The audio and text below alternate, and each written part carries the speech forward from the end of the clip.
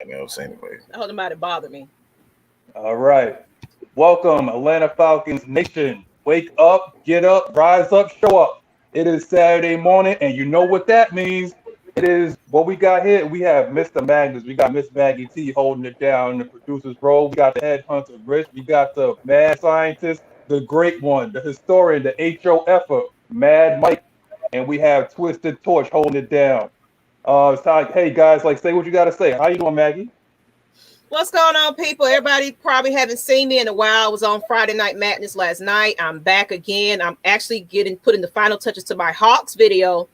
Miss Maggie is back. I got to get back. And know everything, lost my brother and everything, but the show must go on, right? That's how we rise up in here. So let's do it. That's all I got to say. Appreciate y'all. Just wanted to say hey and what's up to everybody on this Saturday morning. I'm glad y'all here. What's up, Pernell McGee? How you doing, ATM family? That's all I got. Good morning, everybody. Glad to see everybody. Let's get the numbers going. Let's have a great show. Absolutely. Well, don't get twisted. I ain't know. Making sure. It's twisted, or it's the great one. Is it time for you guys to pass me the mic? I'll go. Let's best for last. We good on that. It's cool.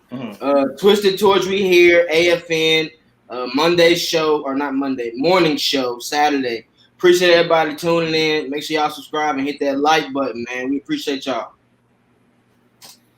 Well, it's the great one, Mad Mike, aka the mad scientist, aka I ain't got time for this shit this morning.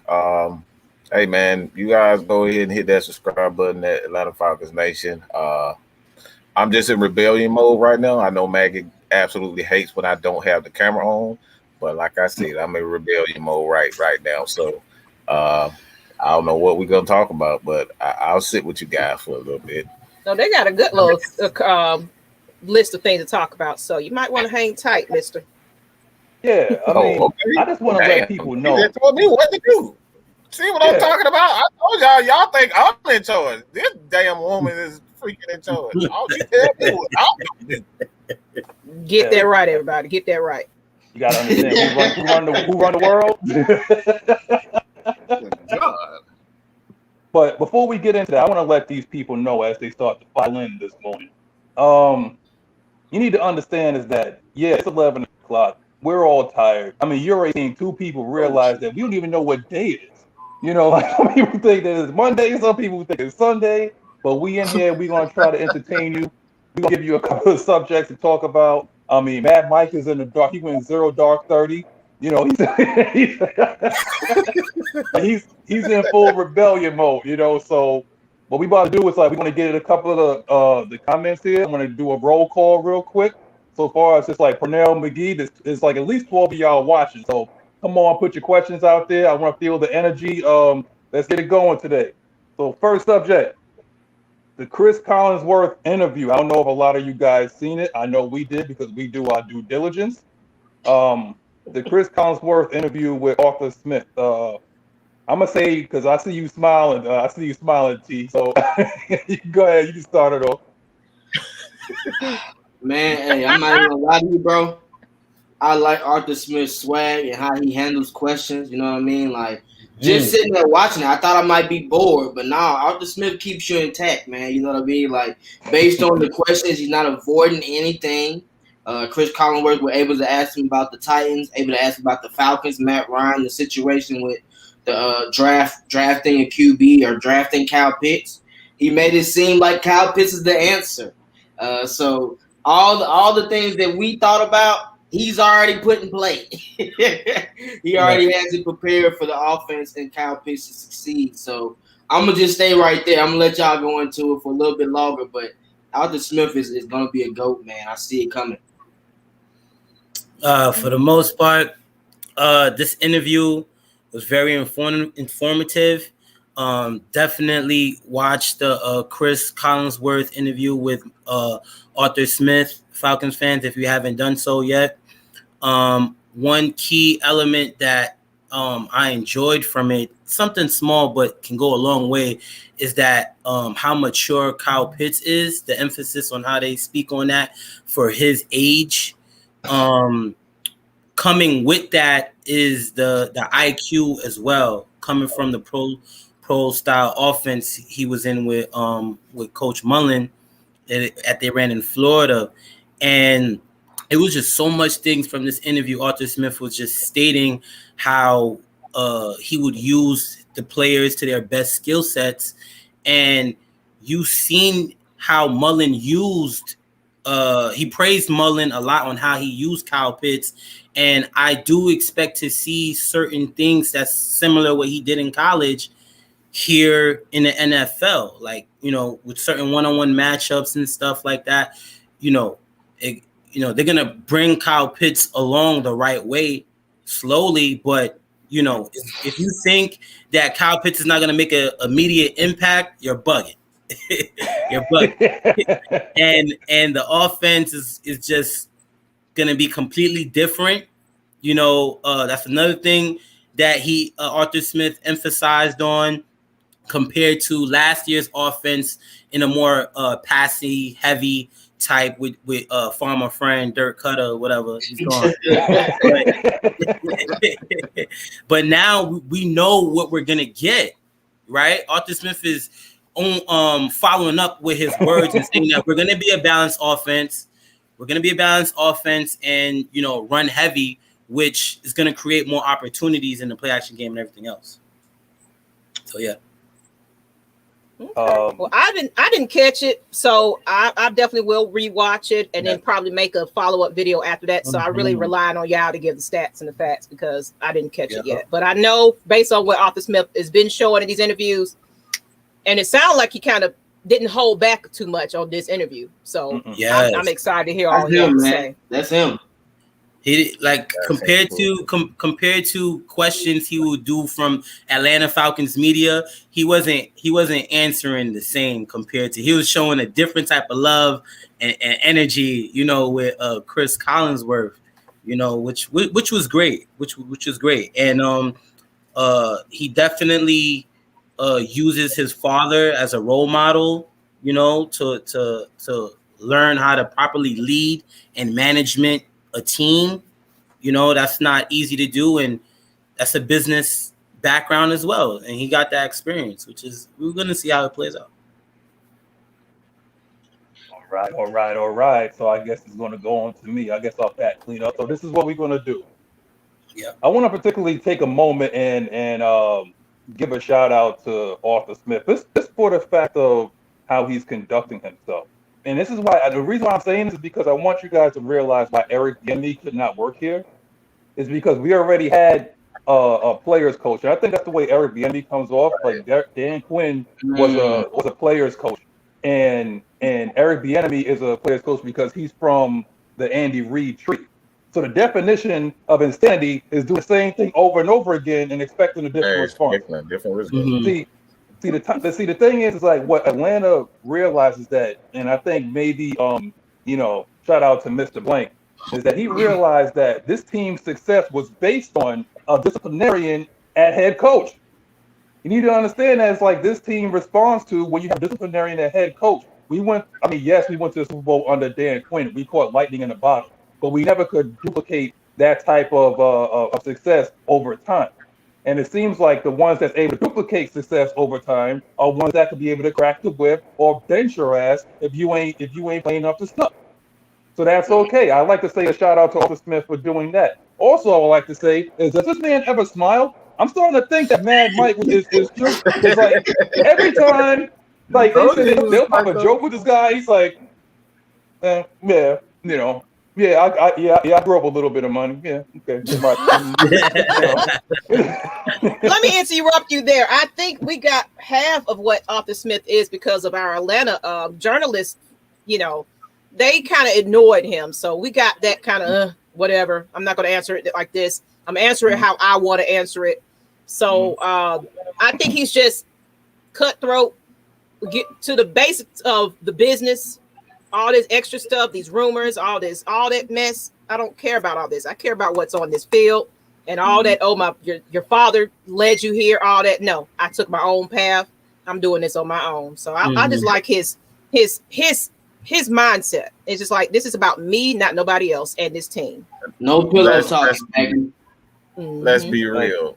Let's be real. He got tired of number 11. All right. He got tired of number 11 causing a distraction, and he's happy to get rid of him. Let's just be real.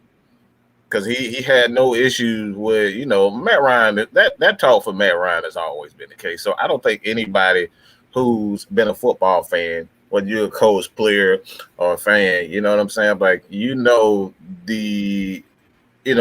it's like to, to see, kind of the atmosphere, the feel of what Matt Ryan, that voice around Matt Ryan. He's always been that underdog, whether the media likes him, like even coaches, coaches, they've always said, it's like, I don't know what you guys are talking about. Like, Matt Ryan is an elite quarterback, and you get that from coaches and players. So, like, I don't think he was annoyed with that.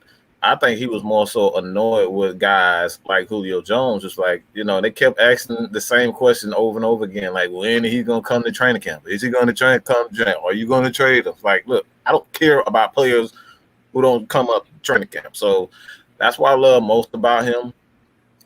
He's not going to spend too much time on just on nonsense. If it's crap, if it doesn't have anything to do with our team, he's gonna like, look, y'all can take that shit somewhere else. I got men to lead.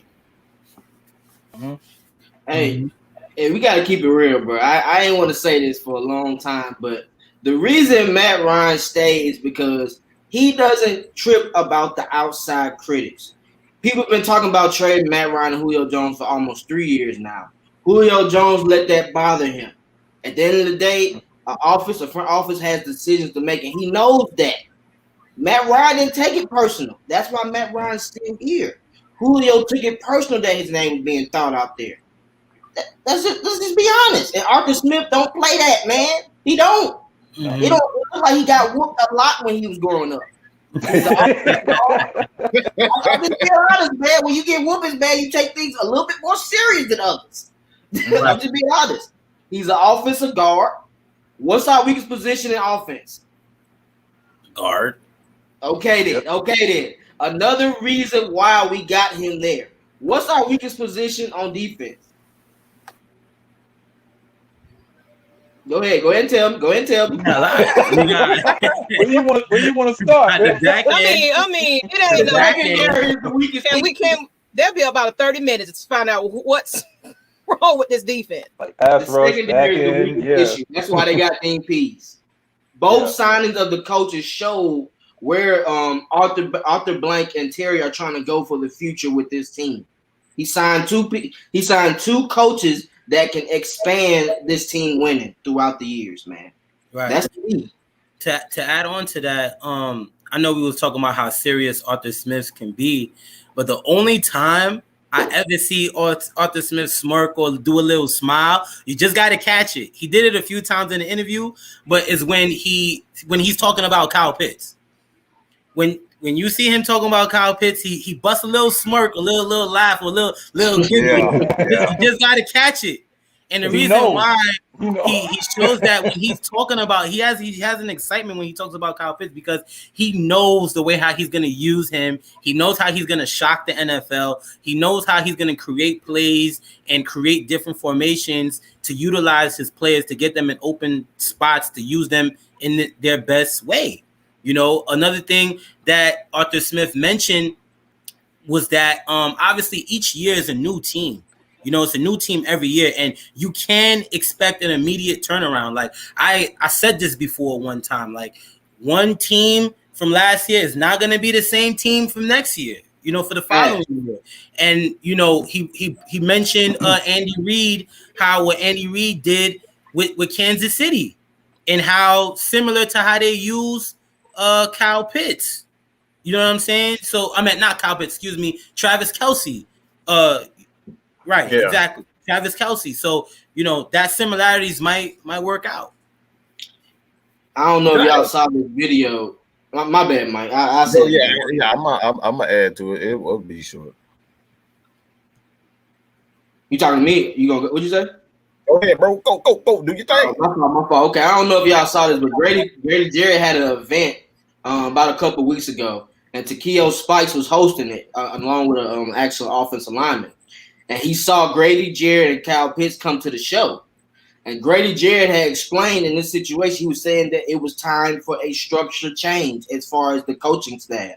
We were having too many yes men in the front office and the GM. And with having Arthur Smith and Terry, it's going to be different. Like, people are going to be held accountable. And then also with Kyle Pitts, Kstlyz as his right-hand man, he went to Ole Miss. And he was like, yeah, man, I saw how you did our team. And Kyle Pitts kind of smirked at him like, yeah, I'm him. I'm him. You know what I'm saying? Like, he got the footwork, he got the moves to make plays in the NFL. And he was saying that with Arthur Smith being in that fold, like his game can go to the next level, but he's looking just to improve each week. Yeah, I think what matters most with this team and why I am excited is what a lot of people don't pay a lot of attention to, and I think this is huge for the future for the Atlanta Falcons, is that when you have player coaches, you have a tendency. The coaches have a tendency to give these guys, everything that they want, and it's not an environment where they have to work for it. All right, you do a good job. You go to the Pro Bowl, all that type of stuff. Player coaches tend to give these guys these massive contracts. I like you, I'm gonna give you a contract. I like you, I'm gonna give you a contract. But when you have a coach like a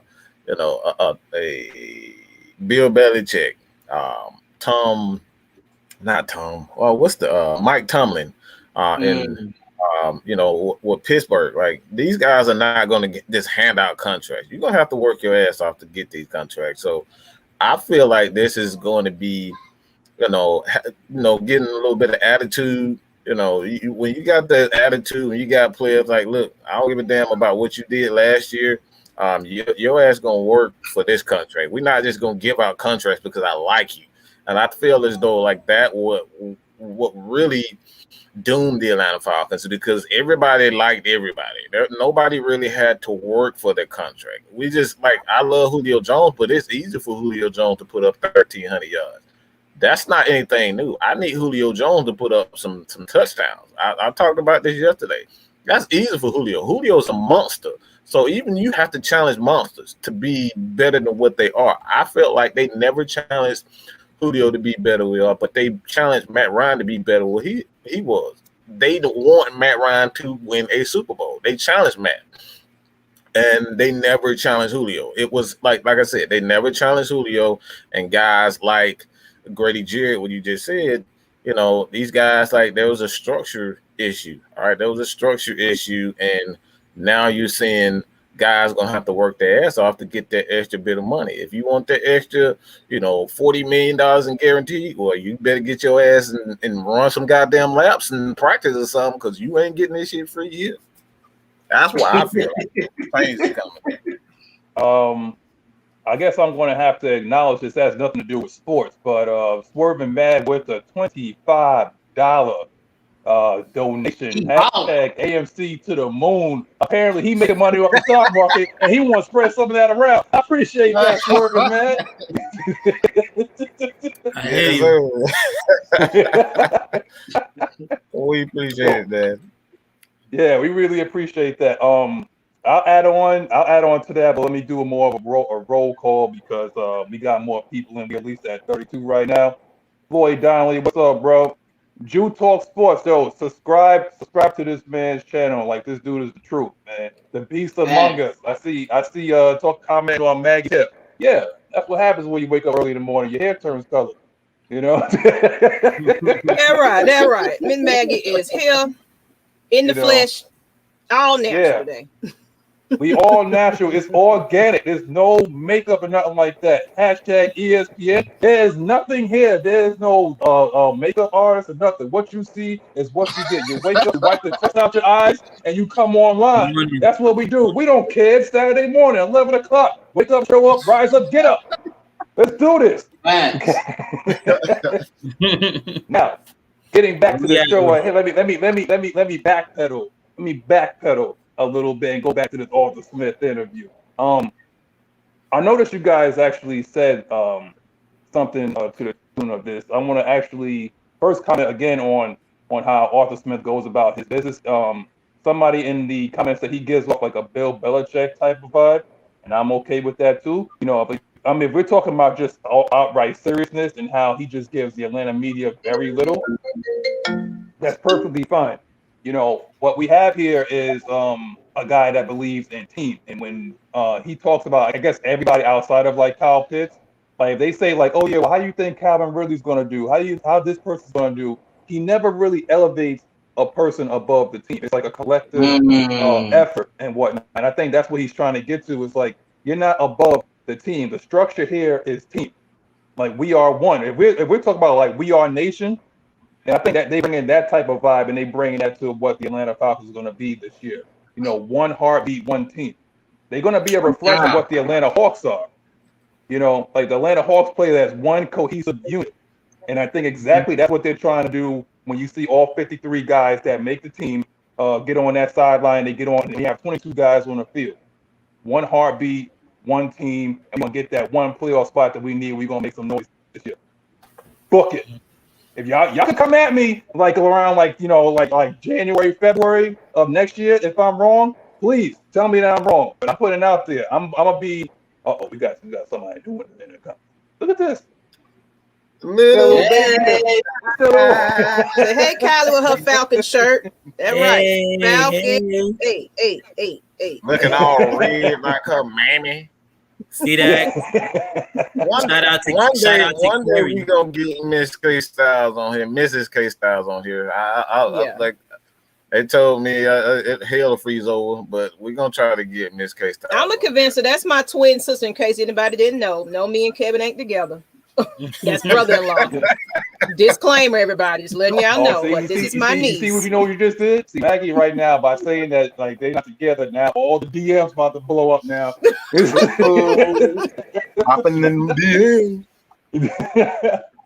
But yeah, like I just love what this man is, how he goes about his business. But also I want to say that we haven't really given this guy like enough credit, or he's not talking about enough. But yo, shout out to Terry Fontenot about working like a straight up silent assassin in the background, balancing these books, getting us in the positive that we can go out there. Look at this man, bald head in the rain. You know he crazy. And he got sunglasses on. Look. Let me say this. Look. That's what black folks do. We play in the mud. We play in the rain. We play. Look, it don't matter. All right. We work in the rain. We work in dirt poor situations. So I'm happy to have guys like that, man, who's willing to, you know. I mean, how many times have you seen Mrs. Thomas Dimitrov, all right, in the rain? Have you ever seen him? You seen his little prissy ass, spiky ass hair riding on that damn bicycle? We don't see them doing that. That was an obvious sign right there. Yeah, Mike don't play, bro. Yo, but you ain't lying. Like, man actually got us excited, bro.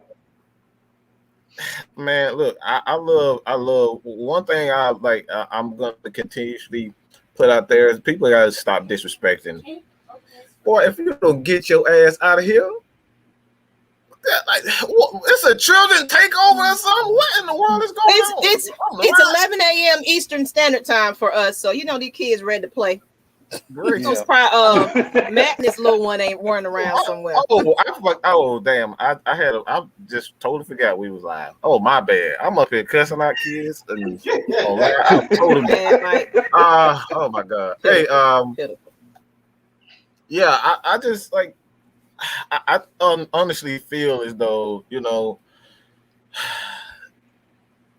you have to lead from the top. And a lot of people don't give Rich McKay enough credit then because he's the guy when it comes to the competition committee.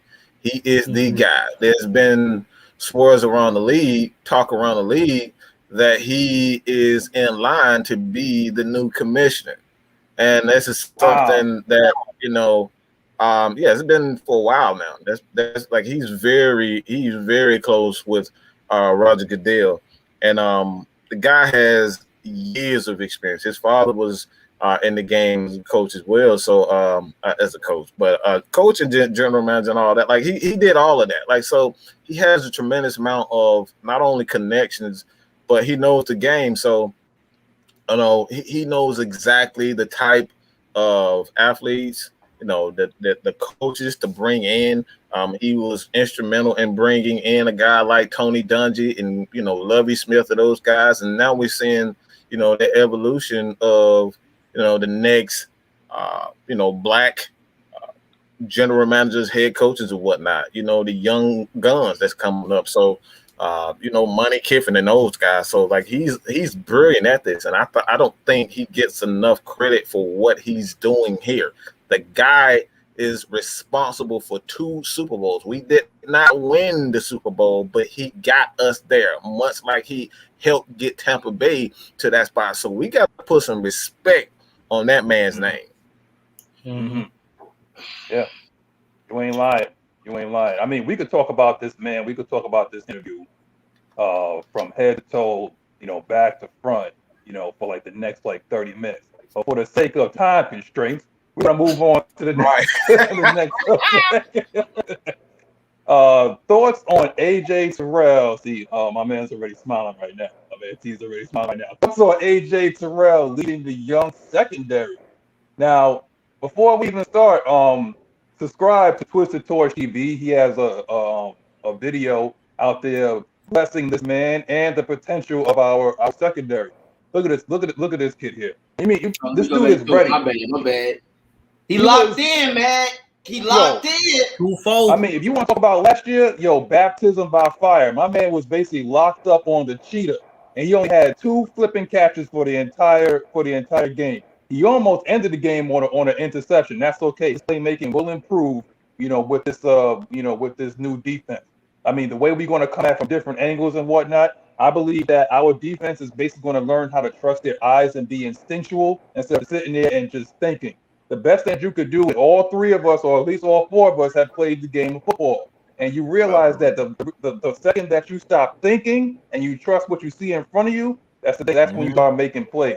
It's just that simple. Football can be a demanding sport physically and emotionally. Mentally, you have it up here, but you have to realize you have to trust what's in front of your face. Know your cues, know your keys, go and blast the man in front of you. It's just that simple, guys. What you got, Rich?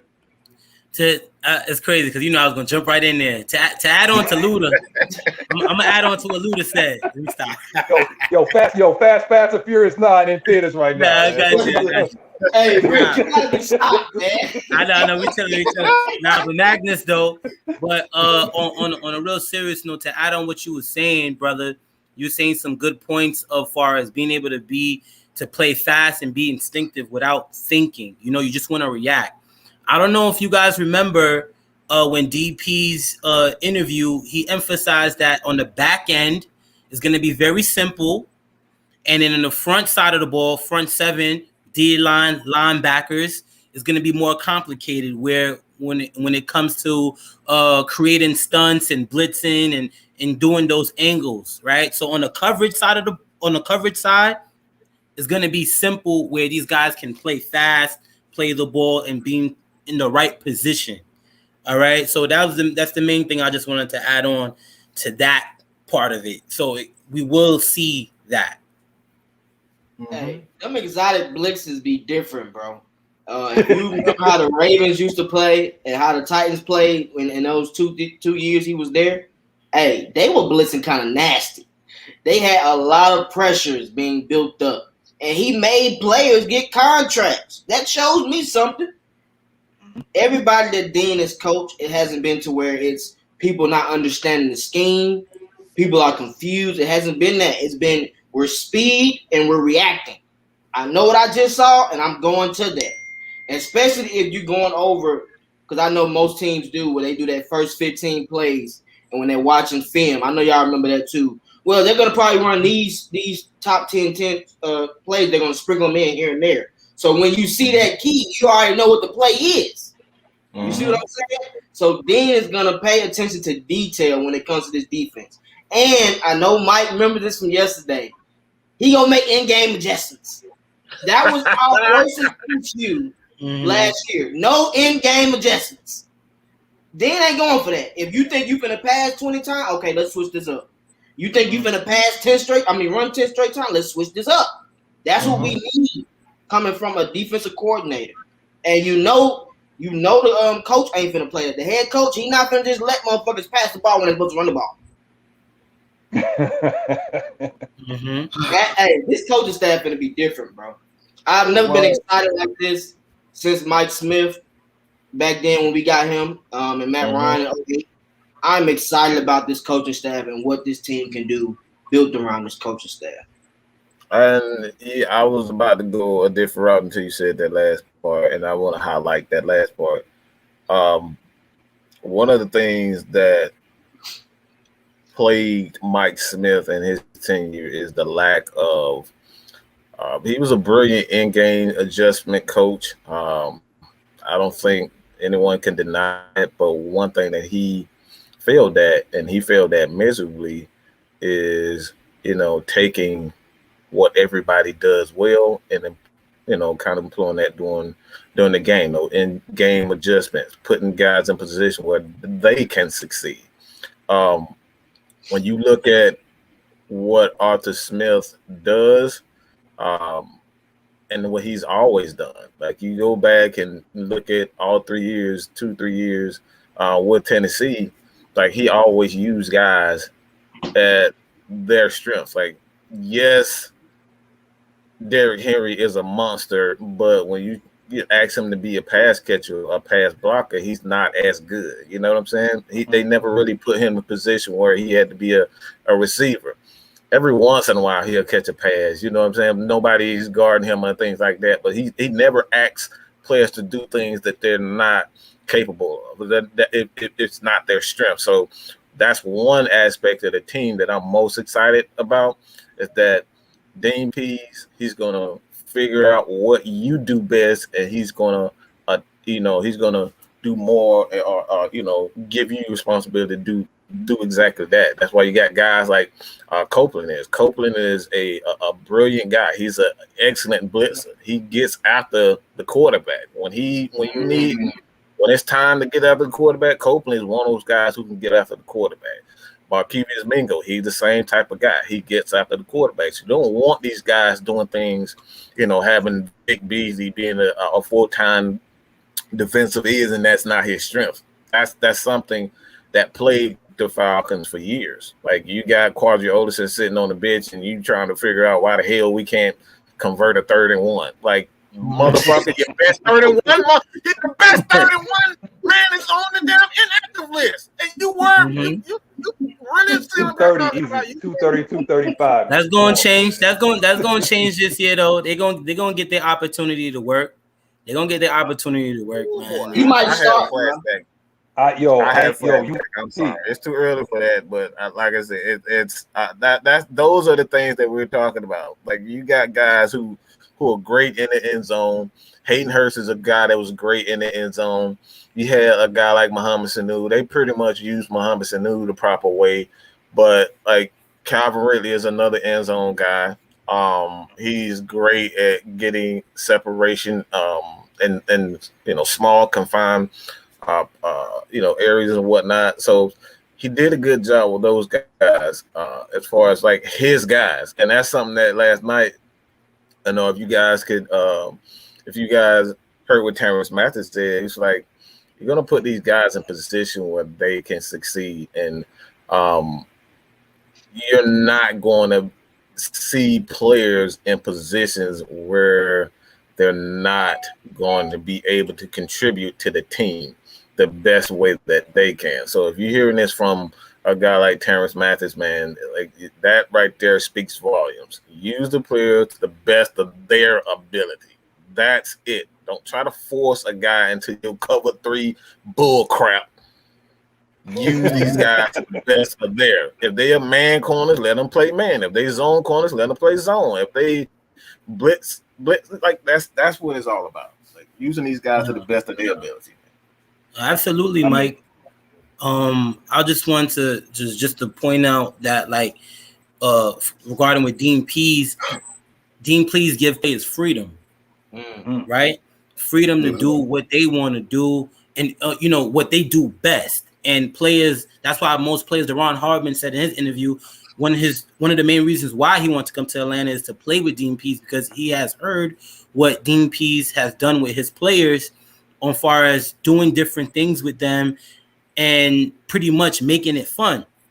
Being that I played in a similar defense like this before, it's going to be very crucial on how the players disguise, because we're going to be blitzing coming from different angles.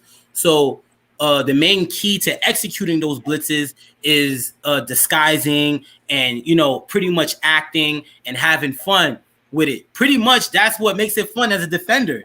Like man, when you about to blitz, you don't know they don't know that you're coming or anything like that. So disguising and alignment and all that stuff, that's gonna make it fun. Like as a defensive player, like guys like to do that. So, yeah. And we got depth. We got depth too. So we're not gonna have Dion and Foyer blitzing every time. Yeah. Call up Oakland. I'm bringing up Malik Walker. Like there's other people in this fold that can make plays for this team, and they will also be able to expand their game. I'm anxious to see how Walker's gonna play in this system, man. I feel like he's an X factor for us, man. Because he can blitz, he can pass rush, he can actually drop back into coverage. He had as far as for the minimum snaps he had, he made plays on the minimum snaps. So he just got to be put out there, man. I mean, I want to say shout out to again Terry Fontenot and Arthur Smith going out there. I want to come out. I want to count one thing right now. I'm gonna talk about the offense right now first before I get into like the Dean Pease aspect of it all. It seemed like red zone was our Achilles heel, and they went out and got some giants. Okay, they went out and got Tajay Sharp, who is 6'4". They got Kyle Pitts, he's basically Paul Bunyan. We don't know what he is. Okay, we know that's a big man. Okay, that's that dude Paul Bunyan. I don't know what he is. All I know is that he's a unicorn with very long ass arms. I'm telling you, like, my man has a sick wingspan, man. Like he has like NBA 2K20 when you create your own character and you make them arms long that they can drag across the floor. Yo, my man got Clint Capella wingspan, bro. Like, and like what is he like 6 foot? What is he 6'6" maybe 6'7"? 6'6", 7 foot with like a 7 foot wingspan. Near 7 foot wingspan. That's crazy. Yo, shout out to J-Rock, man. Yeah, Paul Bunyan, bro. Paul Bunyan. Hey, come on, man. J-Rock, you know them. You know Paul Bunyan. Oh, man. Yo, but I think what they did is that they went out and they solved their red zone problem by getting guys that you basically can't miss. You could throw, to a spot and they can go out and out jump. Like the average corner who's probably like 5'9", 5'10", just like out jumped them. So instead of just having like one guy that you could key in on, like Julio Jones, now you have to worry about Tajay Sharp, who is capable. Now you have to worry about Kyle Pitts, who is capable. Now you have to worry about Hayden Hurst, who is capable. Now you have to worry about Russ Gage, who is capable. And I ain't even thinking about little baby goat with Calvin Ridley with his route running ass, just like a mosquito at a barbecue. Like that's the way he runs his routes, man. Like it's like if you're not if number 14 on your program is number 1 in your heart, Now hold on now. Hold on, Eric McDowell. Let's pump our brakes on it. They said Richie Grant is the next Brian Dawkins. Let's not do that right now. No. Don't put them expectations on. Like you see what happened when Stephen A. said that Devin Booker was going to be the next Kobe Bryant. We're not doing that. We're not playing on that. Now he's the next Kobe Bryant. He's the current Richard Hamilton with that mask on. He looking crazy out there. But yeah, so I think when we have those Giants at wide receiver, and then we have, how many guys that we have with bricks in their back pocket? We got, do you remember what Mike Davis looked like For everybody that don't remember, if we have a picture, please put it up there. And, so you show that he has a skipped leg day. There it is. He ain't skipped leg day. I still like, is that real? Is that real? Like, God damn. No, I thought that was Photoshop, man. I really thought that was He said it's real on Twitter. Those are ham hocks.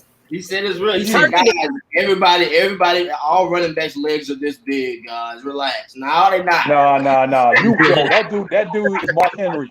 That dude is the world's strongest man, Mark Henry. Okay. That's a different element. He up there with Saquon and them guys, man. That's them Saquon guys. The last time I seen somebody with legs like that was freaking Jamal Anderson. You know what I'm saying? And I just hope we don't give it to him for like 410 times. Now, moving on, we have another guy.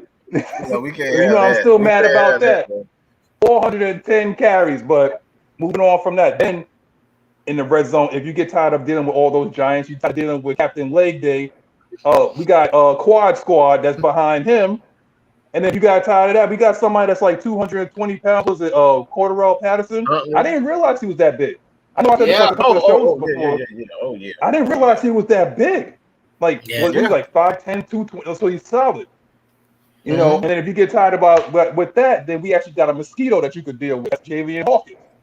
So it's like, pick your poison.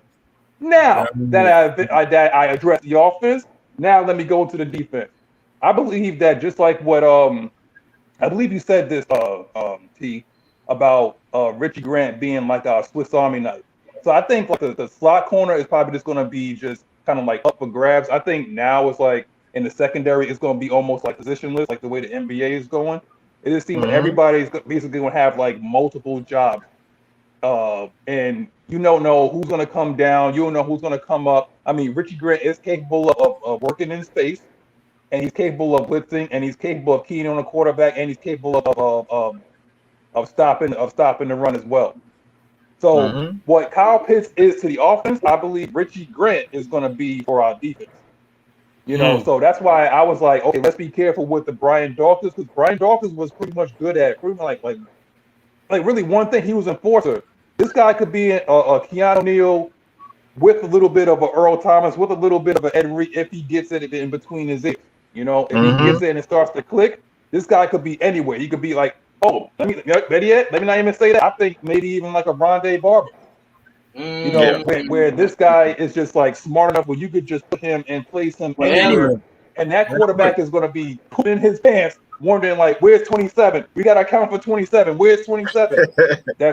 That's exactly what it's going to be. I think it's exactly what it's going to be. Anybody else got something to add? What's that?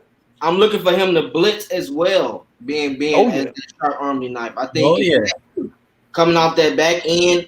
Don't do that, Jalen Hawkins, what they did with the Packers, where he always had strong safety and blitz in the strong safety position. Slide up while he's calling the play, get close to the linebackers, then go. That's how you're supposed to do the time blitz for safety. I need it to be just like that. And Richie Grant, it's gonna be disguised, like I said, like, you know, back to Arthur Smith a little bit, like because there was a question regarding the defense and in the back end. So he emphasized Eric Harris, Deron Harmon, the free agents, and Richie Grant, how they're going to make a big impact, right? So pre-snap lining up, if I really see Eric Harris and Deron Harmon at the starting at safeties and Richie Grant at that nickel, because he's versatile on film, where he can play that nickel corner spot. So, and he's big and he's long. So pause, but he can do that. He's versatile. You know what I mean? He said it so fast. And you guys, this is a family show. This is a family show. he hit on something about, disguise. That's one thing about the Falcons defense. They did a horrendous job of disguising. When they wanted to blitz, you knew exactly when they was going to blitz. They didn't, you would see a safety creep up and like he wouldn't drop back. These guys they would do exactly what you expect them to do. So the key to winning games is just being a great offense and a great defense is disguising what you're going to do. That's one thing that, like I said, even with Kyle Shanahan, I've always given him credit as far as you don't know exactly what he's going to run the ball, but like he has so many moving parts with his offense, you don't know exactly who's going to get the ball and how they're going to get the ball. And he could use the same formation and it look different every time. So that's my thing. You can, when you got guys with range and speed like a Isaiah Oliver. Isaiah Oliver has so much range and so much speed. It's almost criminal to sit back and like see him play that same dumbass third every freaking play and then wonder why he getting burnt. Well, it's a timing route. A deep third is all about timing, and you don't have. That's the thing that people don't know about playing deep thirds. Is all about timing. If you don't get your ass back there in time, or you tell it beforehand, your ass is already you cooked meat. That you already done. So it's all about timing. So if you can create that doubt in the defense and try to figure out, like, he looks like he's going to come down. He looked like he's going to be in the deep third. Is he in the deep third? Like that doubt, that split second doubt with quarterbacks is all you need. And that's something that he just said, Richard said about Dean Pease, is you're going to get that, that disguise with Dean Pease. He's not going to show you the same things over and over and over again. Absolutely. I was gonna say one thing too about the Isaiah Oliver. Like, even when Isaiah Oliver was blitzing last year, he made plays. Like versus the Panthers, he did a little blitz. Come on there, I got a sack easily. Like, Isaiah Oliver has the speed to play that nickel and still get pressure. But like Rich said, and like Mike said, one thing you can do is fake the blitz, disguise it like you're coming down and drop back. That's a key too. You're keeping that QB guessing. Oh, he's coming. All right, I'm finna drop a quick play. No, this ain't what it was. I fooled you. Yeah. Oh my God. Whoa. I'm so apologize. I'm so glad that you said that, because that remind me of the play that I broke down with the zone blitz where you had Jacob Tui Mariner. Not Jacob, but I forget who it was. But it was with the Panthers. You guys go check that out in my film section on Atlanta Falcons Nation, as well as my channel, Matt Mike Sports. You can go check out that blitz with him. What he typically likes to do, he likes to use zone blitz to kind of double. It's kind of opposite of what it's almost exactly what Rex Ryan likes to do. Like, he will send a blitz from the same side, but he will send a zone blitz in that area, so it makes you think, oh, this is a hot. It's coming, like that side is open. That corner is open. You know what I'm saying? That part of the field is open, but he's dropping a defensive lineman in that lane. So the quarterback, he's looking at a defender coming at him, but he doesn't see that defensive lineman going into that zone, and it's an easy pick. We almost had the same pick with Jacob Tui Mariner last year. But he dropped it. But those are the things that he likes to do. He likes to send blitzes that look almost the same, but when you see, that play the second time, it's a little wrinkle in it. It's just a little wrinkle, and those are the things that matters most when you talk about defensive. Yeah, and you got to understand that one of the things that if you go back to, because Dean Pease is a man of very few words, it seems like, because he ain't done no interviews from what I've seen. I haven't seen many interviews. My man is in there studying film. Interview. Yeah. He like, I'm in here. I'm here to study film. what does it take for a 71-year-old to be sitting on his couch to look at an Atlanta Falcons team who has one of the worst defenses and be like, you know what? I can coach that team. Like, he came to Arthur Smith. He was like, "Yo, I want to coach." Exactly. He came out. He hit him up. Arthur Smith did not hit up Dean Pease. You want to coach and all this other stuff. Dean Pease stepped up to the plate and like, all right, I'm gonna come change this around. His background speaks for itself. Everywhere he been has been a complete change, an immediate turnaround where he used his players to their best skill sets. So, I've been saying this like even since last year, you know, this is going to be a complete different team like last year. Everything is going to be new. Like, we're actually going to see some sort of an identity of what we have on defensively and offense and on offense, because we didn't have no identity at all last year. Like, last year was not a season at all for us. Like, once we went 0-5, all right, season is over. Facts. You know, but now, you know, we're coming into this season now, you know, new opportunities for a lot of guys. You know, how many guys we still have from the 2016 roster? 4. Josh Harris, Brady, Matt, Jake Matthews, Matt. So probably got 4 or 5. Michael. Yeah. So Dion. yeah. So handful of guys compared to the next 40, 30 guys you bringing in. So it's a whole new team. So yeah. I mean, you got to understand what the type of excitement that's about to happen. But just like I said, what takes someone that's basically in the twilight of his years on this earth to say that, you know what, I am going to go out, come off my couch, and go into like a stressful environment. But it's like, I'm gonna look at one of the worst defenses probably that was ever assembled, you know. And it's like, you know what? Those guys are athletic and they like to hit.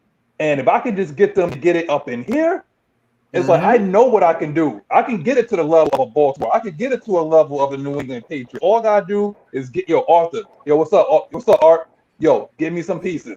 They got some there, but I just need a few like in the secondary or whatever like that. Give me some cheap bargain basement pieces. I don't need a lot. All I need is just some people that understand like what's in between there is and can they trust their eyes.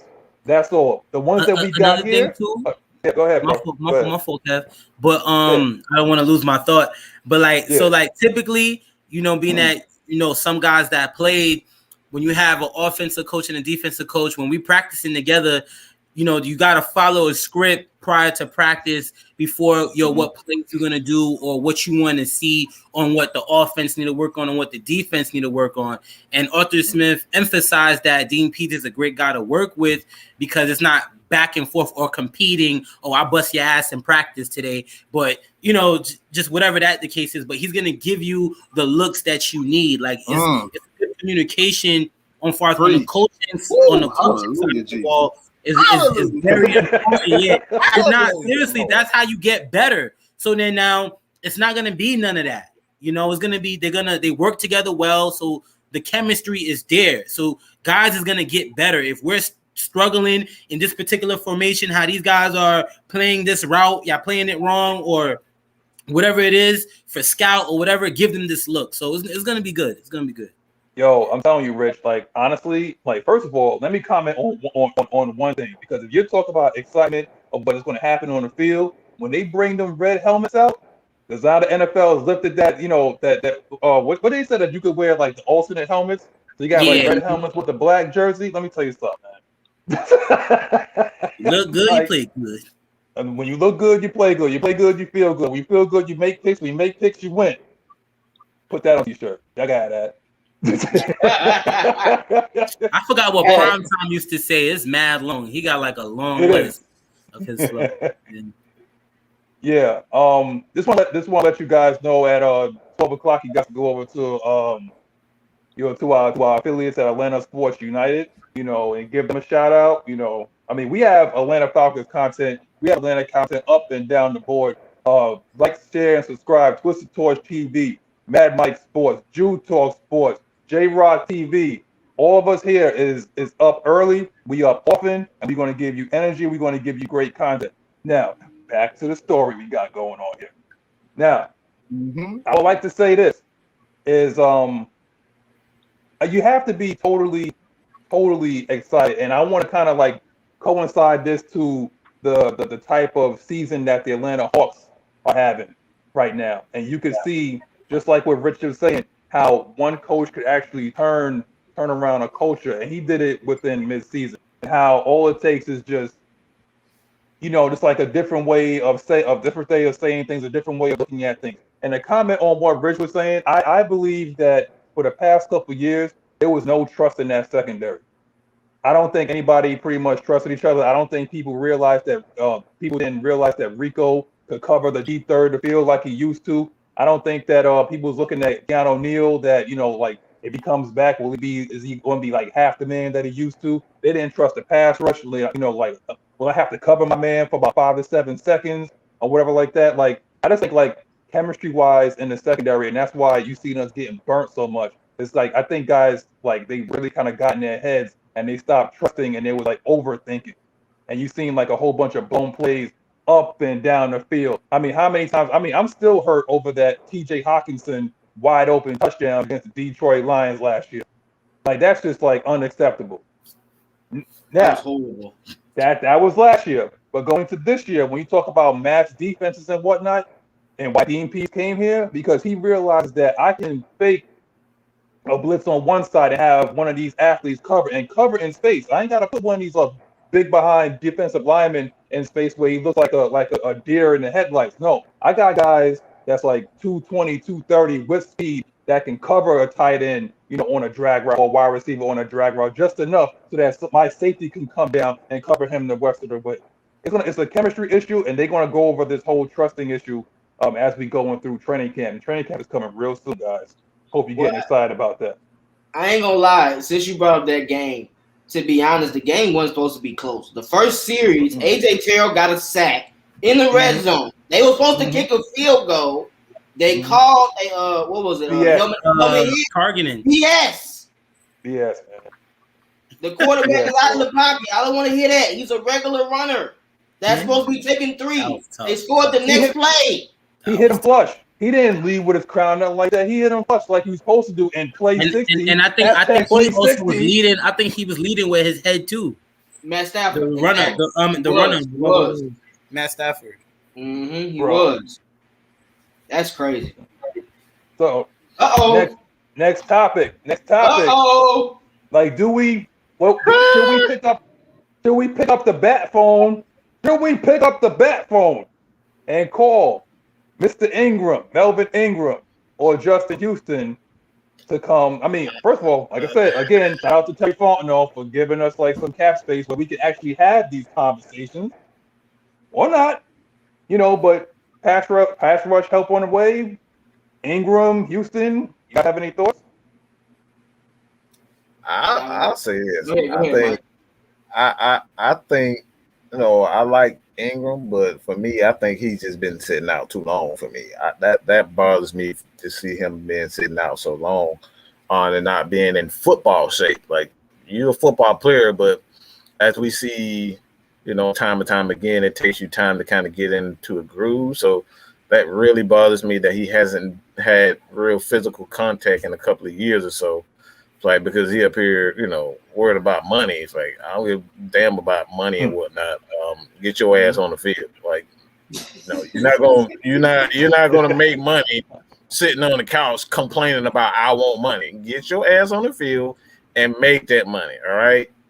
Oh, he went to Karis McKinley School of Negotiating. Yeah. I'm talking about I want to get paid. Well, get your ass on the field and do something. We need you to see you on the field, not modeling. Yeah. So I'm a Justin Houston guy. I think he fits well with exactly what we're doing because he can play in the 3-4 and a 4-3 scheme. So he's perfect. Yeah. And he had 10 sacks last year. So it ain't like he's dropping off. Oh, I didn't know that. Yeah, there's no drop off. I mean, yeah, like he's not even up there in age. It's just I think we're just used to seeing him for such a long time, like on the Chiefs and whatnot. Like I think he's like 29. I don't think he's 30 yet. I think he's 31, bro. 31? Okay, but he's still kind of like in the prime of his career. Like we're not asking him to play like, you know, like 3 downs. Just go out there and hunt, and trust and believe. Like when you go hunt, we're gonna be sending some people behind you too. So that you know that offensive lineman is gonna have to make a decision. Left or right? What exactly are you going to do? What you got, T? What you got regarding subject? The thing you said about Justin Houston, both of y'all said he was playing with a good D tackle, Buckner, right? Mm-hmm. What do we have in Atlanta? Oh, we got somebody. Great D tackle. we have a top 3 D tackle, and with Justin Houston being able to be in the fold, he has speed rush and power rush. Melvin Ingram, to me, only has power rush. I don't really see him bend the corner like that. I see him just bull rushing jokers over and just getting into the backfield. And the thing about Melvin Ingram, he had Bosa for a couple of years. So he had pressure getting off of him. Justin Houston, he pretty much made a living on his own throughout his time. Close to 20-something sacks. Man. I need to say.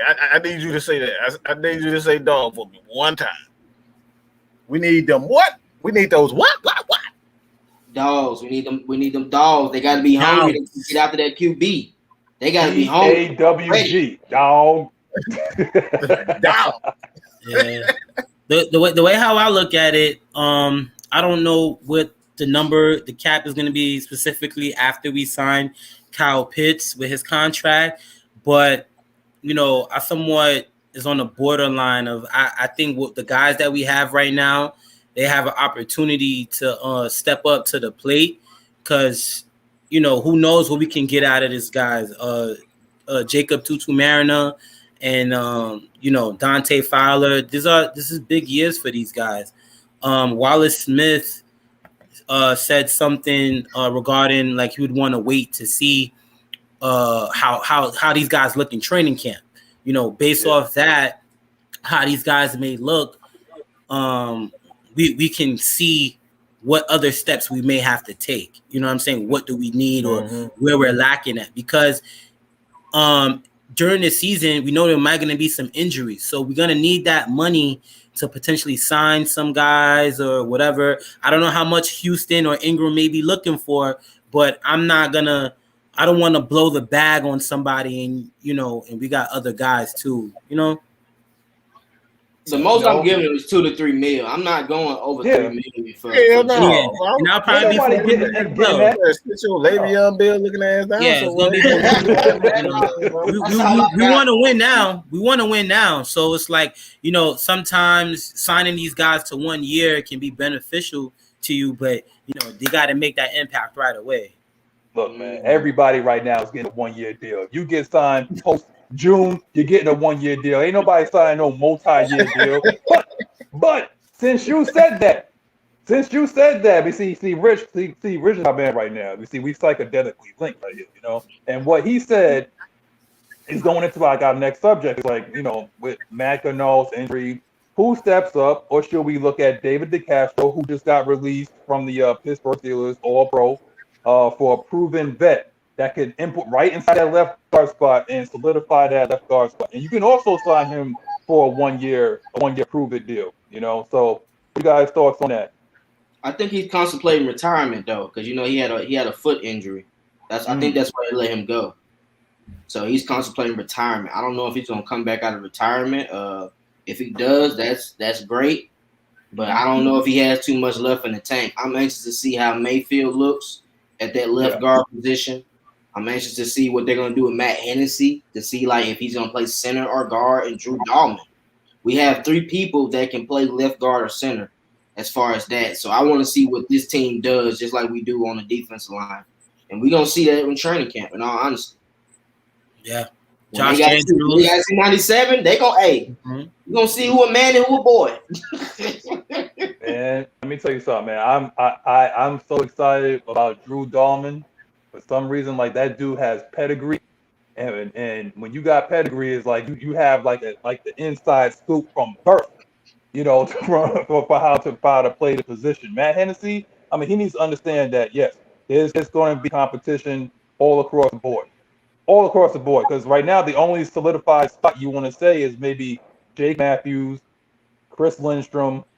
I was going to say I wasn't going to say Caleb McGarry, until like Matt Gano went down. But I guess like you could say like Caleb McGarry, but there's a spot right there left guard, and I think it's Mayfield's job to lose.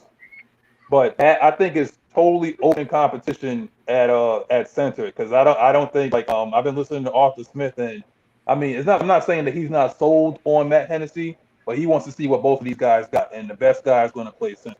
And I just my thing is like I'm gonna roll with Dahlman just because of just like pedigree alone. What you guys got? Talking about for the left guard spot. Oh, Mike got it. You got it, Mike. The left guard. You got the left guard spot, or you just talking about the offensive line in general?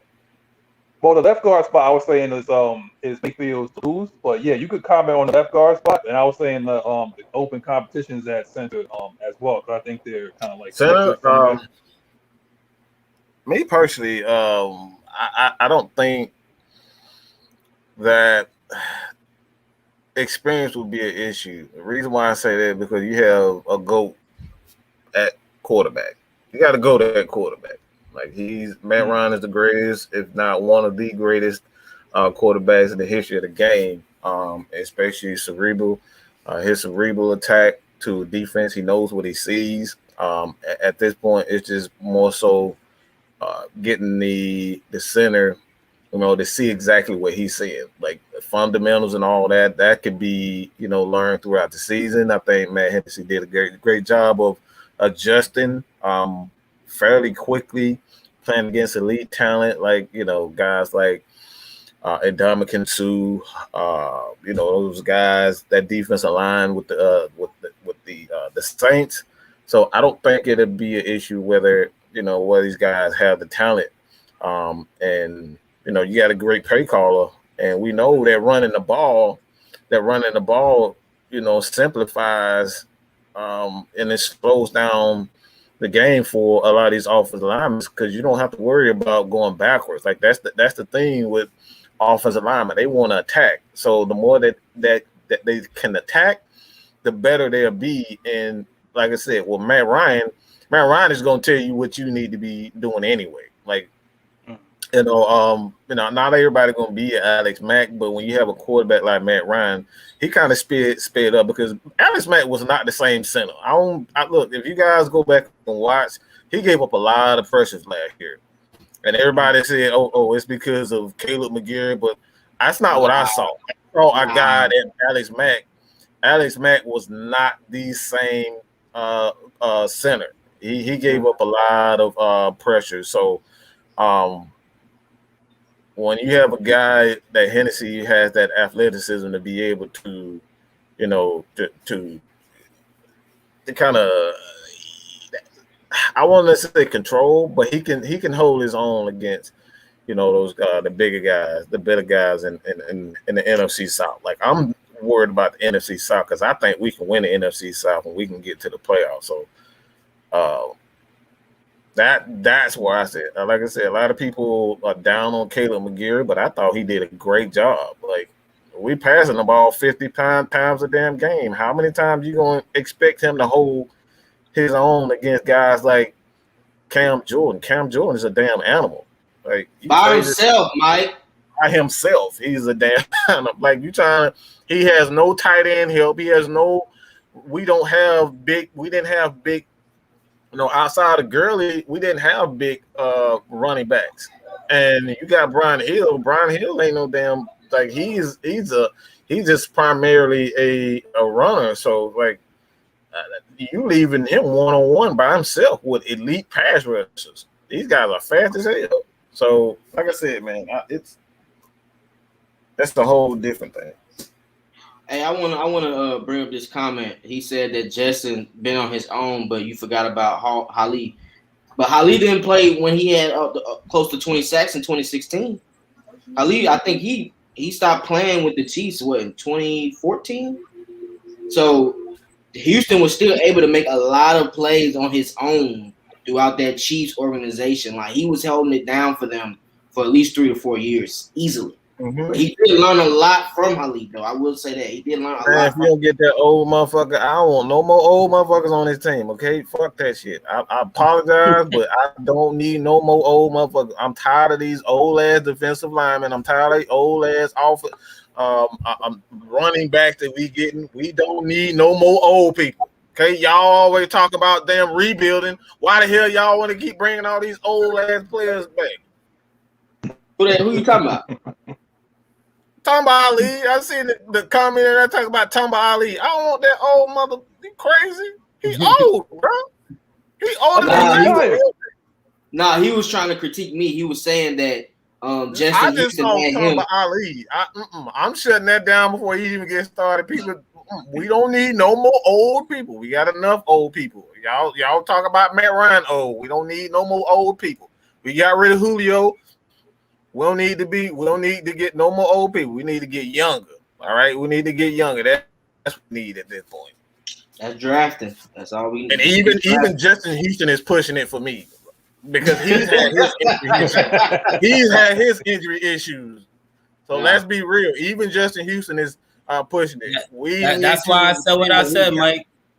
That's why I said what I said. You know, real quick, Tony Wright, what's going on, brother? You missed a lot, man. You just gotta catch the rerun. You know what I'm saying? We up at 11, but definitely watch the rerun. You know, definitely good information there. So just check that out. But we still talking about this O-line though. Well, I think we're gonna be all right in terms of the O-line. Right now, everything is kind of like luxury. Like let's just make it for what it is, and just have this open competition where where it's gonna be at. And I think we have enough people on the line to I'm not even saying like to make an impact, because you ain't gotta have like all pros all across the line. You just need like 5 guys to play as a unit. That's it. The holes are open up, as long as everybody understands what they're there to do and what they can do, and just play with chemistry with the guy next to you. Play for your brother. Because there's no more cohesive unit than an offensive line. If you understand that, like when you talk to offensive linemen, they sound like a band of brothers. Like this one guy cannot solidify a whole line. You have to play as like a Navy SEAL. You have to play like a Navy SEAL team. Yeah, it's like if one guy goes down, the entire chain breaks. You can't conflict with the guy next to you. So it's like one cohesive unit, which again goes back to Arthur Smith of everybody playing with one heartbeat, one band, one team, one goal. Plain and simple. Now, moving on to the last subject. The last subject will be like fan interaction. So if you guys have any comments, any thoughts, or anything you would like us to touch on real quick before we send y'all on y'all way for the rest of y'all weekend, put it out there. But again, subscribe to AFN, Mad Mike Sports, Jew Talk Sports, J Rock TV, Twisted Torch TV, Miss Maggie. Don't forget about she's in the background. Please subscribe to her channel as well. Everybody here is totally capable. Everybody here brings something different to the table, but it's all facts. It's all numbers. That's what it is. So basically, I was gonna say, I forgot. I saw it somewhere in here that here we go. T-Buck says I'm owed a few apologies in here. Okay, because he says right here, Ravens to the Super Bowl. Okay. So, you say that bullshit every second of the day, every month, every week. Get out of here with that nut.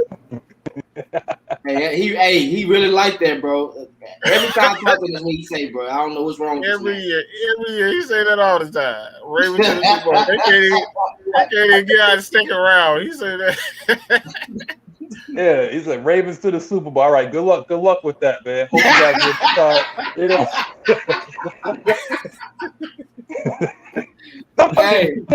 y'all think good luck, Jackson. Good luck signing Lamar Jackson. You're gonna have to sign him. No, I'm saying, but did you see the video of him throwing like a 10-yard route and it threw like a duck? It was a duck throw. Nah, I ain't see that. Wobbling in the air.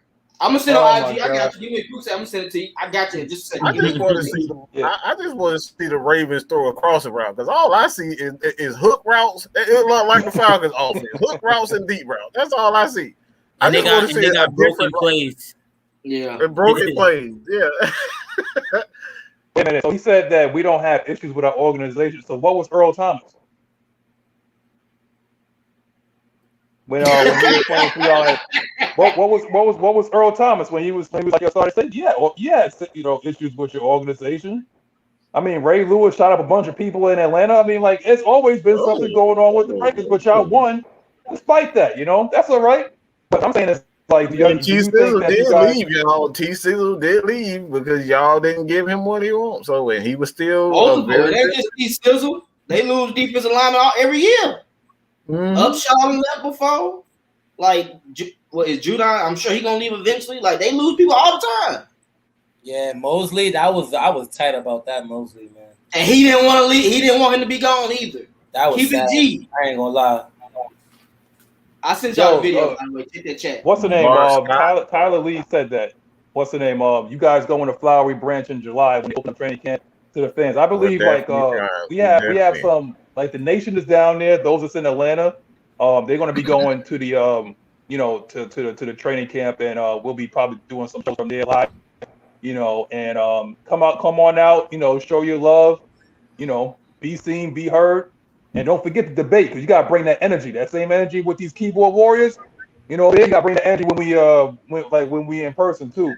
Trust me, because when me and Rich go to the game in New York, I want everybody from our New York people to bring that same energy, because I will cut promos on you in real life, and I won't be drunk. I'm telling you.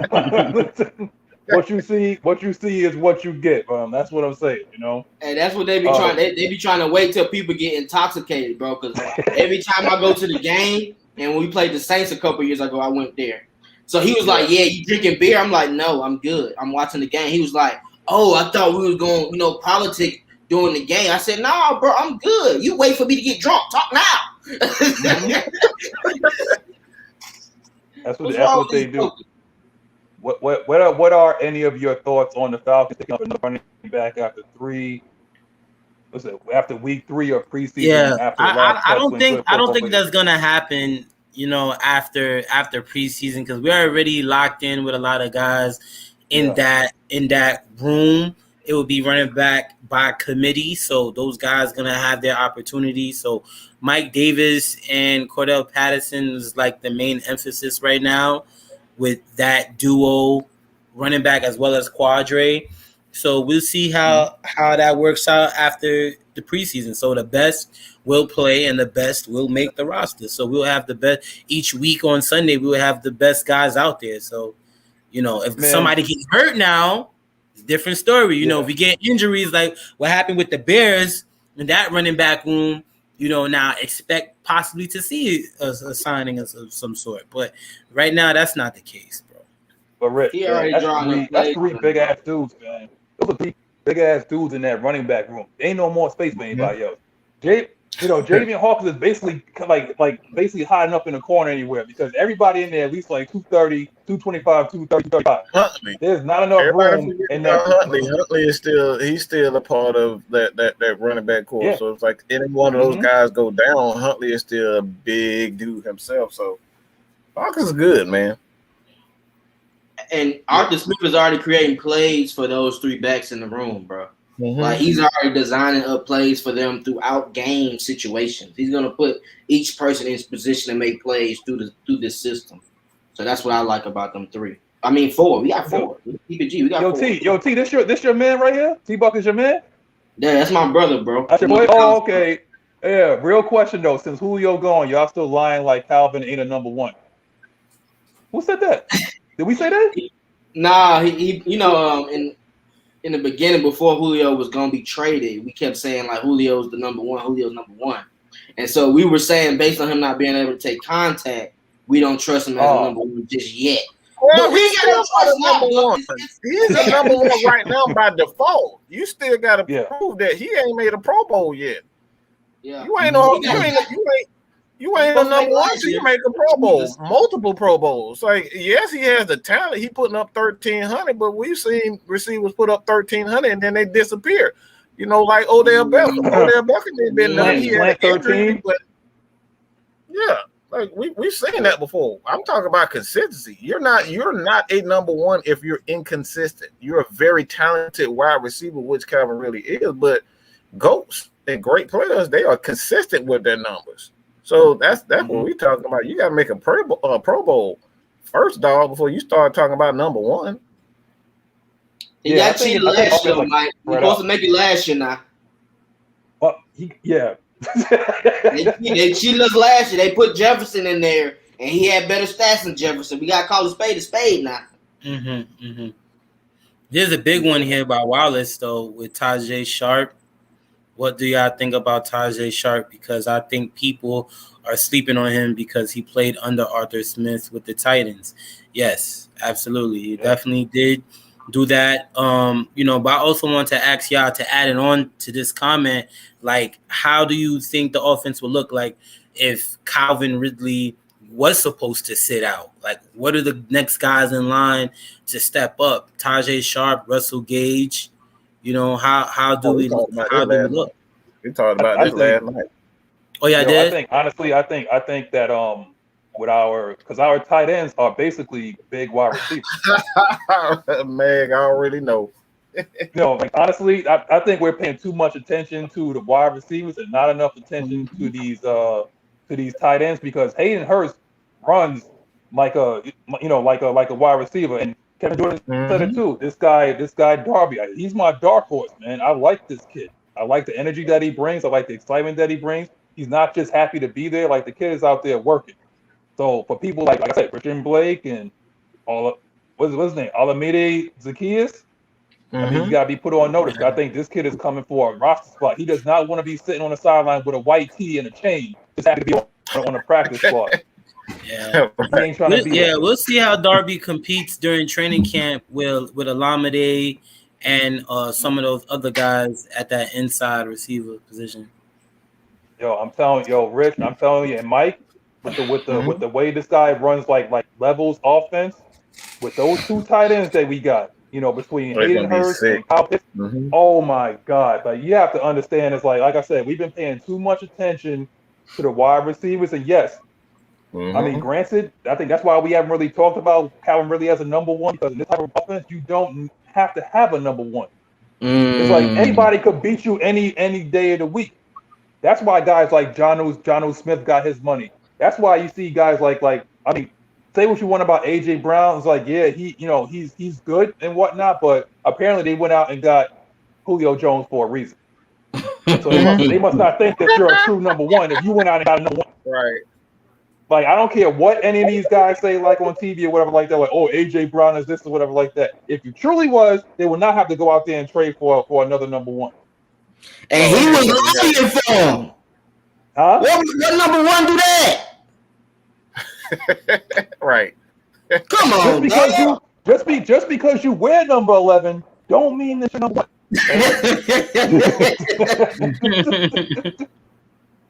That was a good one like that. Yeah. Hey, Buck came back with it. He came back with it. He know about Dean. Yo, shout out to T-Buck, man. You got like a lot of energy, and appreciate you breaking that and whatnot. Dean gonna get y'all right though. The linebackers are nice. There they are. Devon, without the tables, bro. What's up, man? I will tell you need to come on the show. You gotta stop playing, man. I want you on the show, Devon. Okay. What do y'all think about Jalen Mayfield? What y'all think about Jalen Mayfield? Mauler, big intensity, and he's gonna be having people scared to even line up on that left guard position, bro. Because he look like he the type of person that, I don't know if y'all seen the movie Replacements when they had the sumo wrestler up there. He the type that's gonna block you and sit on you like, yo, you're here. The play's over. Cut it out. It's done. Yo, we need that, bro. We haven't had that in a long time, bro. We need that nastiness and intensity. And with him being with McGurk. Yo, did you hear what he said at the draft? I think it was the draft or one of his interviews. He said, if you do not want your quarterback to be hit, pick me. That's what he said. That's what this nutcase said. He was like, if you do not want your quarterback to get hit, pick me. And guess what? This guy more than likely probably will be starting at our left guard spot. Plain and simple. And if a tackle goes down, he could possibly play that swing tackle as well. Exactly. I see all that. He's very versatile. Very, very versatile. So Nation, we going into the 123 mark. I'm gonna take at least one more question. And then we know all of us got things to do. We real men with real jobs and real lives. So, we got some other things to do. And tune in later on tonight. I'm sure one of us is probably doing a show. Jump man, sometimes we always got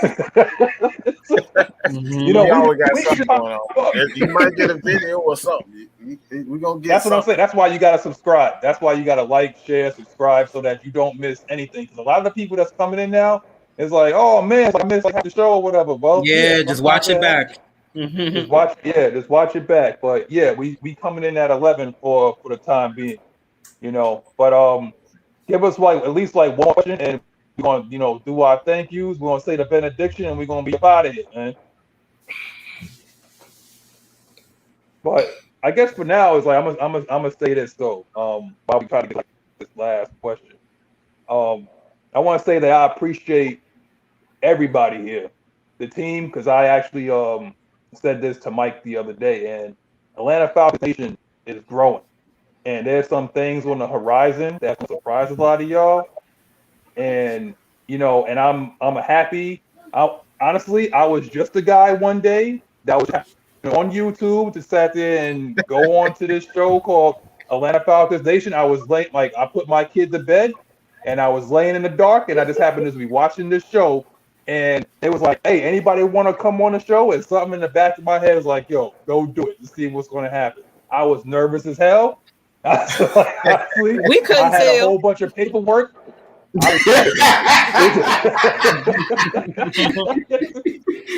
motherfucker would not shut up. That motherfucker would not shut up, boy. He had more stats and more history than any brand that I know. He would not shut the fuck up. All right. I'm telling you, I'm not. I'm a talker. I cut promos. That's what I'm saying. I'm a promo cutter. Out of everybody on here, I'm a promo cutter. If y'all watch sports entertainment or y'all watch WWE or whatever like that, there's always that guy that's good on the mic. That's me. Oh, okay, I am the Paul Heyman of this show. Y'all think I'm something? This dude right here, he made me look bad. He made me look bad.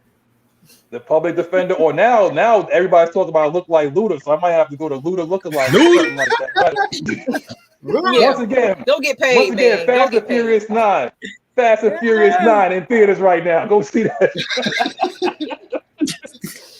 But to go back to the thing, like we're just like a bunch of fans that came together that saw what was on TV, and we wanted like another.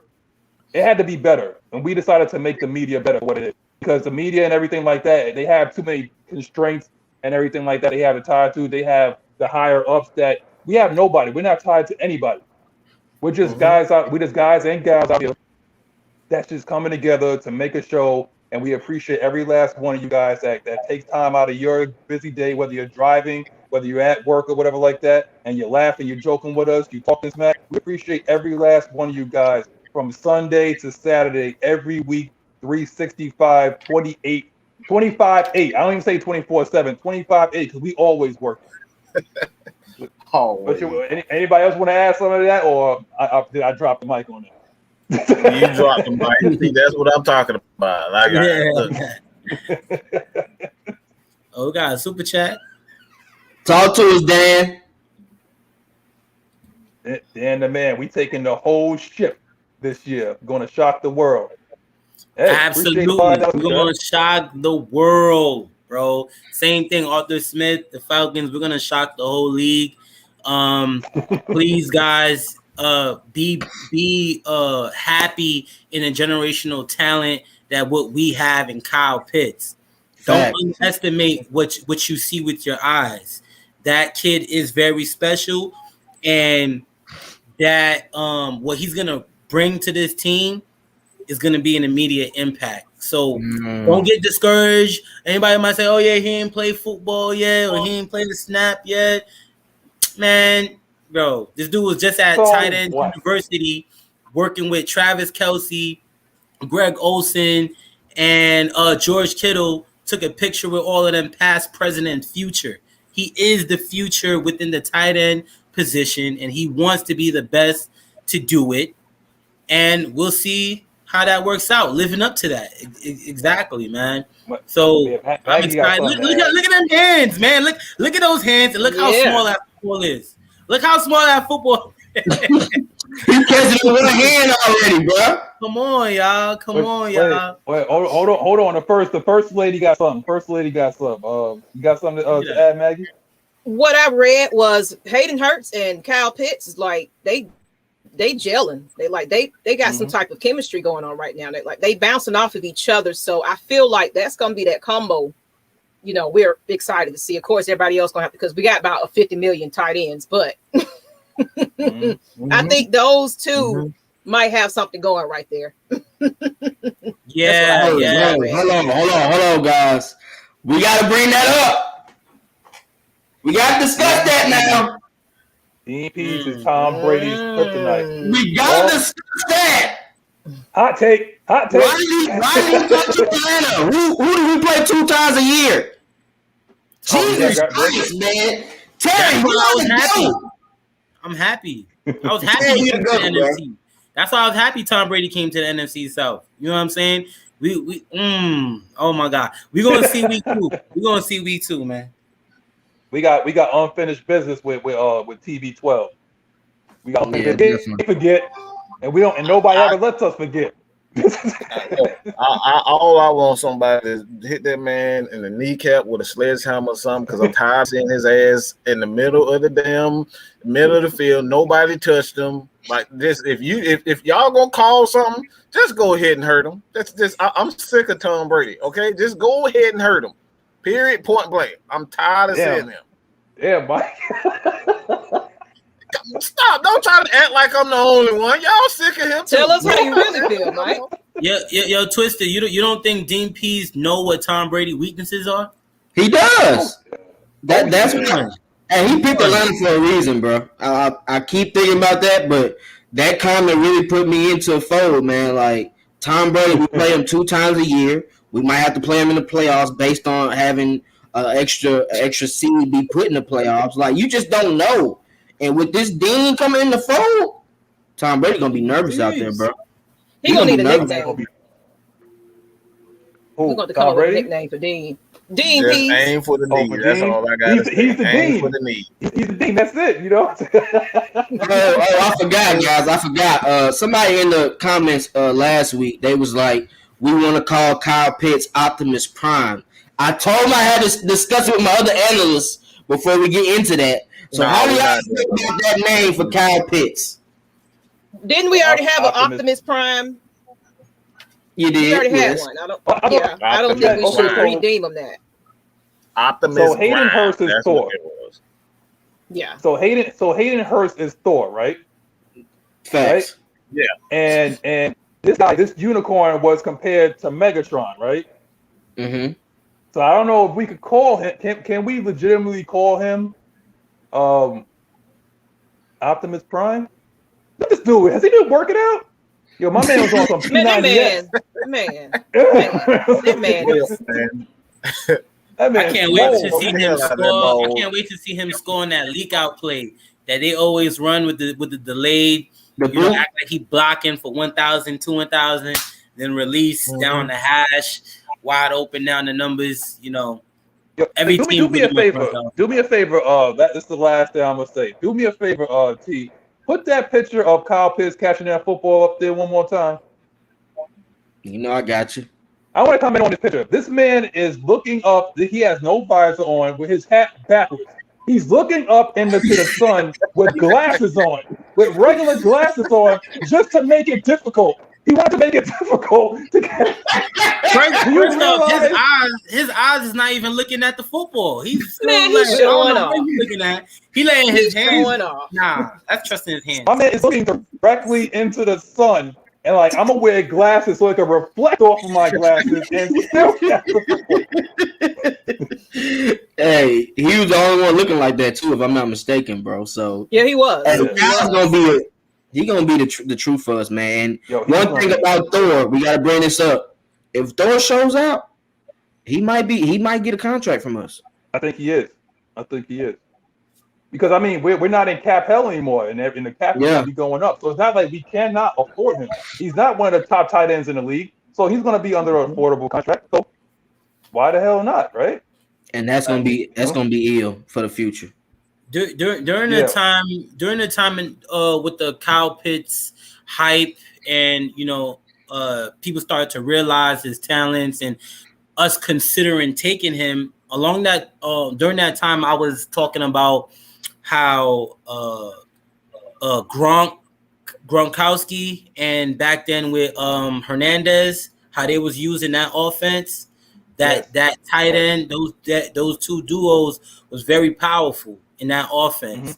And who knows, like Miss Maggie was saying, Kyle Pitts and Hayden Hurst working well together, Arthur Smith is going to use that well to his advantage. So I want to see that as well. Facts. Oh man, y'all guys don't want us to leave, man. Like, this is a great question though. This is a great question. How do y'all think we'll use Cordell Patterson this season? Will it be strictly special teams, or could we expect him to be used like a Darren Sproles type? Listen, without a question, without a doubt, he will be used on offense, guys. He's been used on offense the past 3 years. And let's keep in mind now, his offensive coordinator from the Bears came here.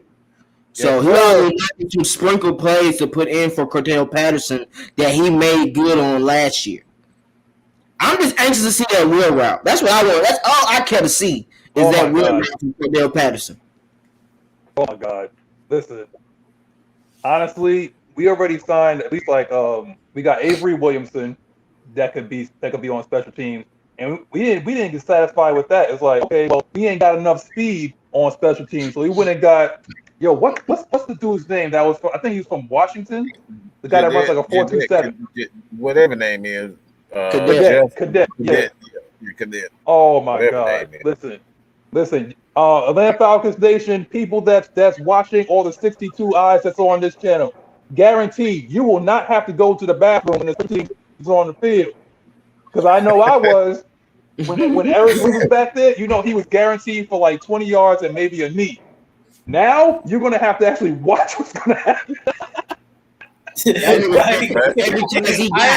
think Mike was talking about this on his one-on-one. Shout out to Mad Mike versus one-on-one with Mad Mike, man. Like, you know, that was awesome, man. I'm tired of seeing fair catches. That's what you said, right, Mike? Yo, man, Kevin and I, we was talking about this even last night. Cordell Patterson had 1,000 yards and special team. All right. 1,000 yards. The Falcons had a combined 300. Just think about it.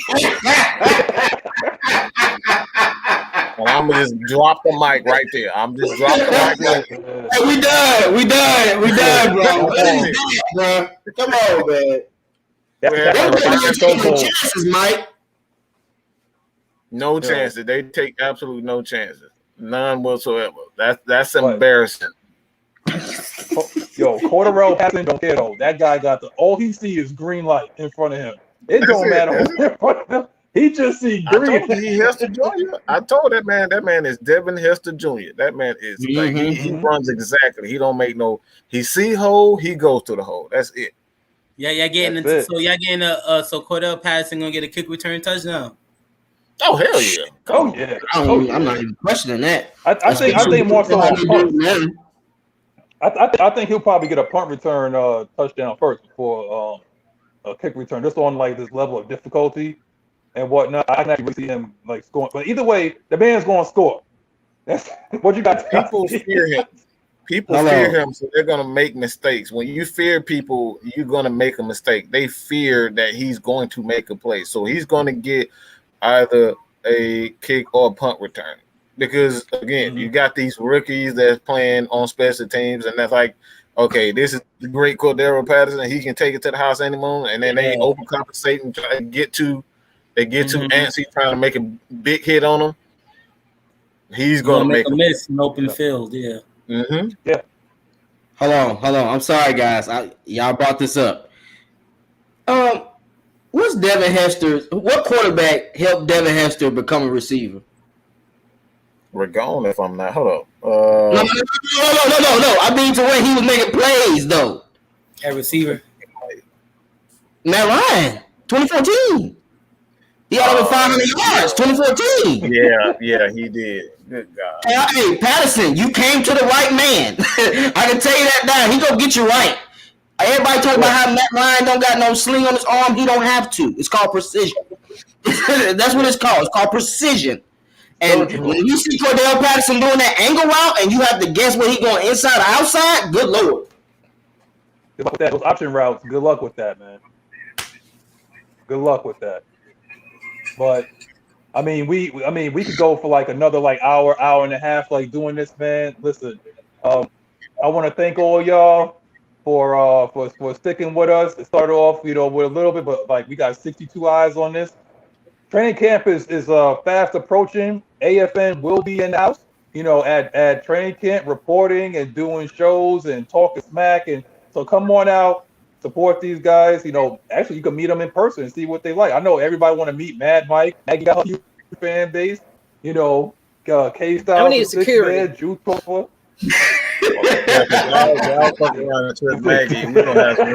Where my bodyguards at? I'm recruiting. Hey, they can get rock bottom. They can get rock bottom. They can get that people's elbow. Yeah. So what you got, Reg, for going out? Going out, man. I appreciate everybody joining in, comment. It's definitely active. Great show today. Definitely wake that ass up next week. Feel me? 11 o'clock. We live. We here. Yeah. Let's go. Everybody enjoy your day.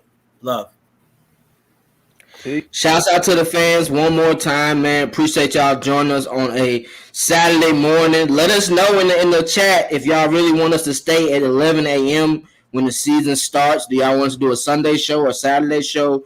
We're open for the fans, man. We appreciate y'all all the time. Continue to subscribe to all the AFN channels. Make sure y'all lock in. We got great content moving forward. Hey, it's movies being made, man.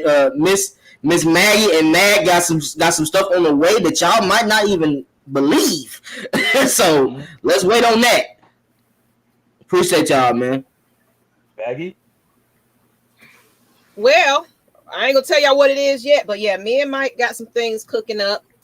Might be another way we can do certain things. Y'all gonna see Atlanta Falcons Nation and other locations, and of course, we want to be at training camp, but they do open practice August 7th or 8th, one of those days, and tickets go on sale July 7th or 8th or something like that.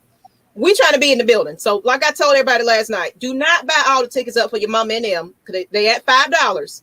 Long as AFN crew can get together consecutively with the Atlanta crew that's here, we want to be there. We want to meet some people, so we'll find a neutral spot to get together and kind of meet everybody. All my bodyguards gonna be there with me.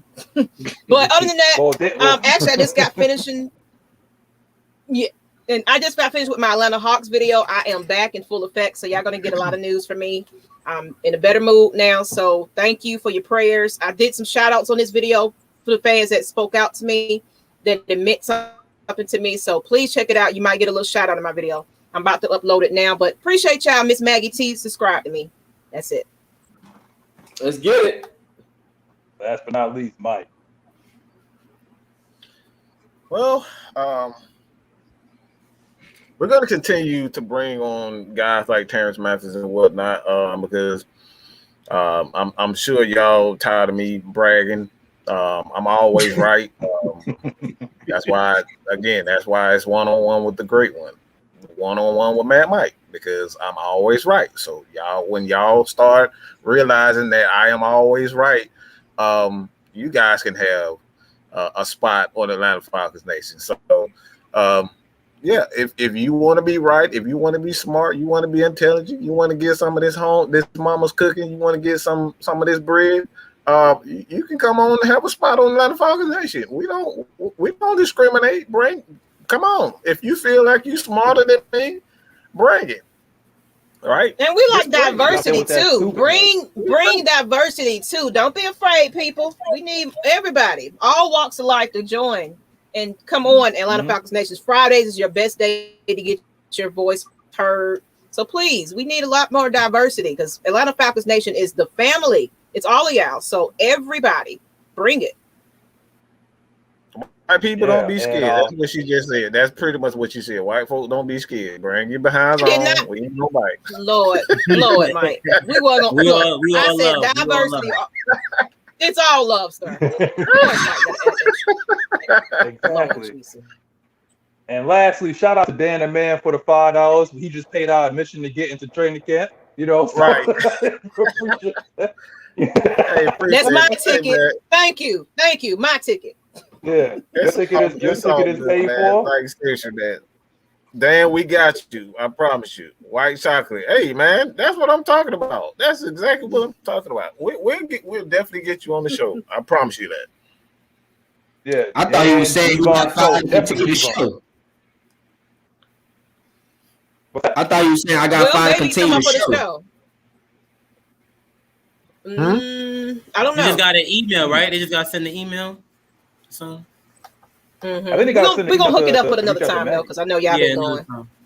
Okay. Yeah, I'm gonna put my email in the yeah. chat, or find me on Instagram or Twitter or whatever. Everybody been finding me everywhere. So They already follow you, Maggie. Stop Follow me. fronting. They already follow you. Stop fronting, Maggie. They already follow you. You're a celebrity now. Yeah. So Well, shout toot out my to own horn, come on, coming out to Maggie and Mike and